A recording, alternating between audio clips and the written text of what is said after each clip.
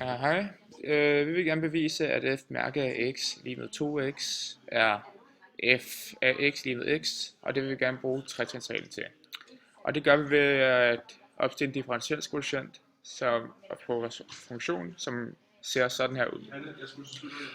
F af x plus delta x minus f af x delt med delta x. Og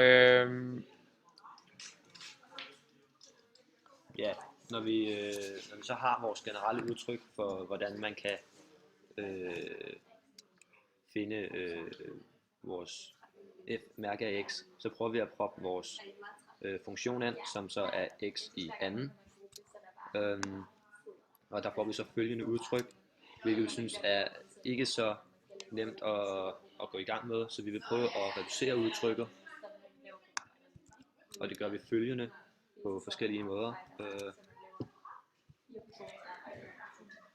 Og hvor vi ender ud med det sidste udtryk, som siger delta x plus 2x, hvilket er nemmere for os at arbejde med.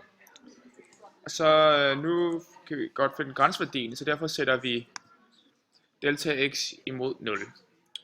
Og det prøver vi så at gøre her. Lad os lige få den her.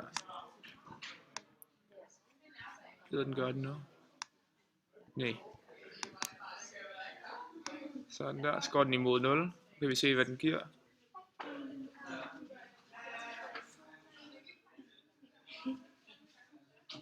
Og den giver så 1.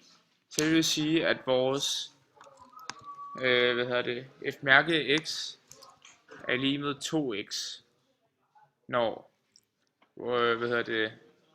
f af x er lige med x i anden.